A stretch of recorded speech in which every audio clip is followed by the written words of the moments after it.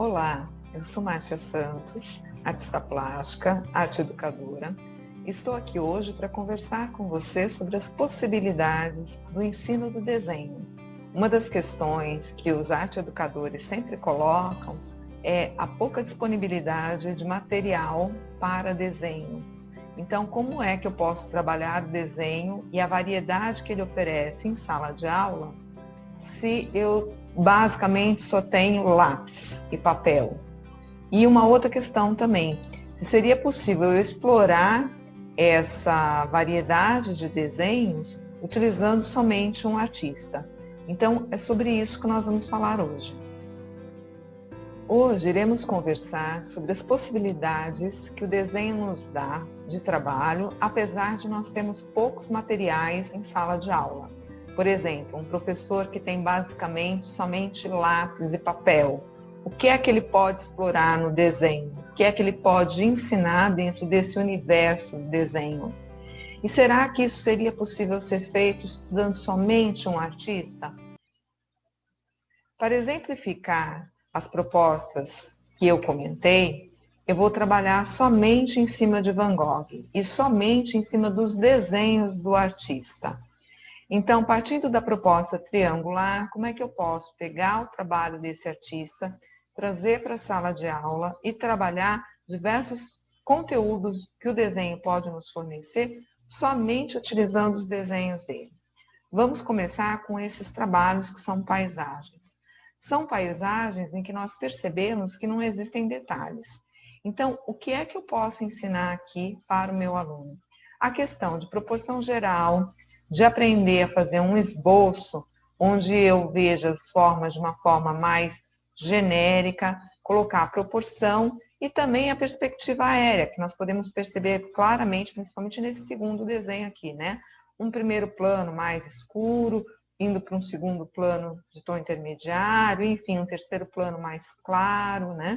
A gente percebe que as formas não são claras, a gente percebe um barco, uma figura, mas na realidade ele é um croquis, ele é um esboço.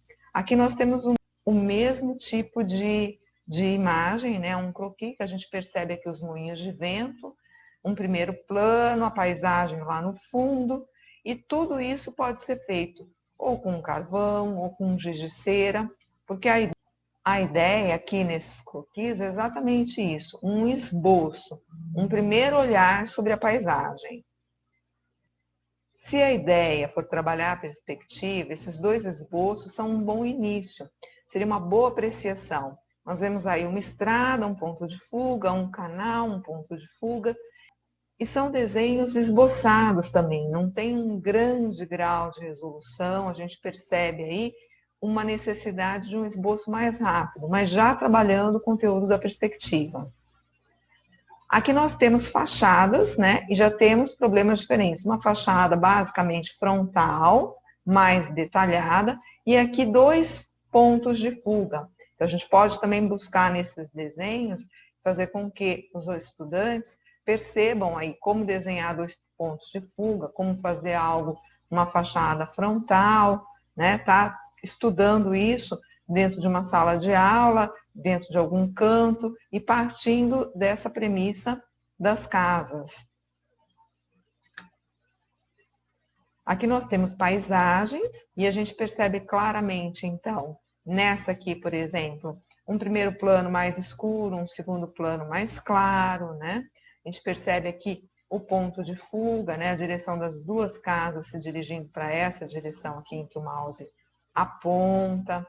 Aqui nós temos uma coisa muito interessante, é possível a gente perceber que o observador estava abaixo do nível das casas, né? Então, como se elas estivessem representando uma colina.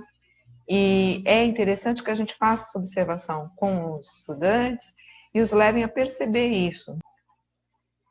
Então, usando a obra de Van Gogh, nesse sentido de observar aí os pontos de fuga e as representações de casas. Quando se trata de anatomia, nós podemos trabalhar diferentes obras para mostrar diferentes conteúdos. Então, nesses dois trabalhos, nós temos aí figuras que não são elaboradas em detalhes, então a gente pode estar trabalhando a proporção geral do corpo humano de uma forma menos detalhada, e com materiais como carvão, como um grafite grosso, um giz de cera grosso. Porque o interessante não é que você tenha detalhes, mas você percebe aqui, ó, você não vê direito o rosto, é você pegar o geral da obra, você pegar o geral da proporção da figura humana. Ela não está tão detalhada assim. Aqui a gente já percebe um desenho que pode ser feito com recurso de um lápis, né? A gente já procura, já percebe aqui um estudo de proporção de algumas partes, a gente vê aqui uma mão até maior, um pouco desproporcional ainda. Isso é interessante porque a gente começa a mostrar a necessidade que o artista tem, ele não nasce sabendo, ele vai estudar anatomia, ele vai estudar as proporções e aos poucos ir se aprimorando, até que no final, né, desse estudo, ele pode fazer a opção sim de deformar essa imagem, deformar as perspectivas, as proporções, né? Chegar à arte abstrata. Isso fica para um próximo vídeo nosso comentar, mas a partir dessas obras aqui de Van Gogh já são possíveis se fazer algumas colocações a respeito. Então a gente vê aqui um trabalho de pesquisa, de estudo de rosto, de mão, a gente já percebe alguma coisa de luz e sombra nesse aqui também, então um pouco mais detalhado na anatomia. Aqui estudos acadêmicos clássicos que Van Gogh vai fazer e que você pode propor para a turma, desenho de observação, desenhar a própria mão, desenhar o próprio pé, e isso vai mostrando exatamente o que eu falei anteriormente a respeito da necessidade dos artistas fazerem estudos anatômicos. Aqui nós temos as cartas de Van Gogh. Van Gogh escrevia para seu irmão, Theo, e nessas cartas, ele, além da descrição, ele fazia esses esboços da produção que ele estava fazendo no momento. Ele também chega a escrever várias cartas a Gauguin e usando também esse mesmo esquema de, além da escrita, alguns esboços de obras. É um material interessante porque, em primeiro lugar, a gente vê aqui uma resolução gráfica já buscando uma textura, uma achura, aquele traçado gráfico, aquela linha gráfica muito característica de Van Gogh. Em segundo lugar, pela própria escrita, que pode ser considerada também como uma textura, como uma achura, e que pode levar você a discutir livros de artista e arte contemporânea, resgatando essa escrita junto com a imagem como obra de arte. Pensando ainda na questão da anatomia, esses dois trabalhos nos trazem conteúdos bem interessantes. Eles são também trabalhos como os primeiros que eu mostrei, que a anatomia ela é vista de uma forma mais genérica, né? Um grande esboço, uma percepção do todo maior do que das partes, mas a gente percebe a construção da achura, da textura. Então aqui, nesse fundo, que basicamente concorre até com a parte mais escura da figura, e aqui nas texturas de fundo, de chão, direcionando o olhar, já construindo. Então, nessa capa aqui, essa textura diagonal já ajuda a gente a visualizar o caimento do tecido, mas ainda dentro desse esboço mais genérico. Então, são trabalhos que podem ser explorados com lápis, com a própria caneta da escrita também. Canetas de pontas diferentes também são bem-vindas, porque a gente percebe aqui uma ponta, um traçado mais escuro, mais largo, no sentido da linha, né? Uma linha mais larga, mais robusta do que nesse aqui. Aqui nós já temos as figuras, mas com um estudo de luz e sombra, de tecido, também ainda achurado, mas a gente já percebe aqui, ó, um grande estudo de luz e sombra, um grande estudo de drapeamento na figura do pescador, o próprio cesto, que já tem uma textura diferente construída na roupa. Nesse casal aqui também, apesar de ele estar de costas, a gente não vê grandes detalhes de rosto, mas a gente percebe um estudo de roupa, de tecido, né? De luz e sombra, de volumetria. Então, eles podem servir para que você aborde essa temática com seus estudantes. Aqui nós voltamos à paisagem, mas já com conteúdo de textura.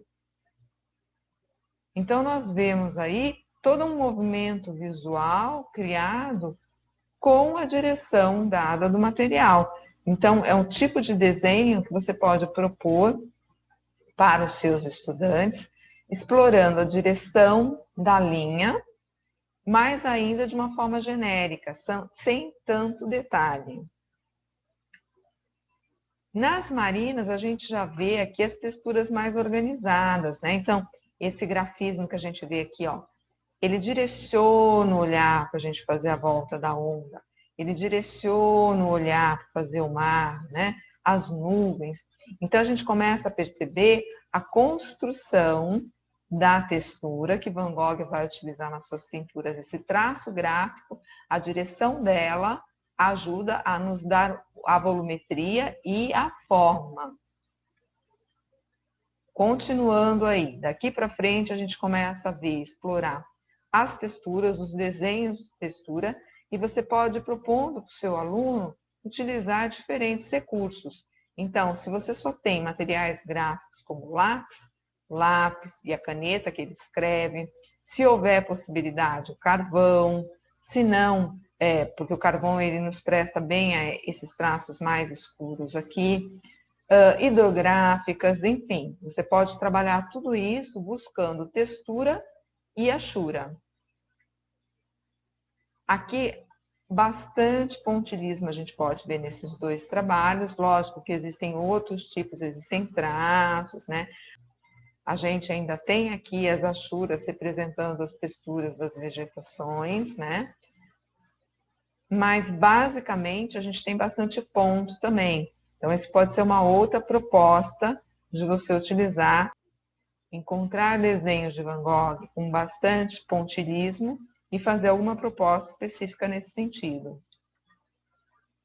E, por fim, um pouco mais de textura e materiais diversos. Então, a gente percebe uma textura mais fina, aqui alguma coisa mais grossa, então talvez um carvão, talvez um grafite com sombreado já. Então, a gente percebe que dentro de uma obra de um mesmo artista, existem diferentes tipos de trabalhos que podem ser inspiradores para os estudantes.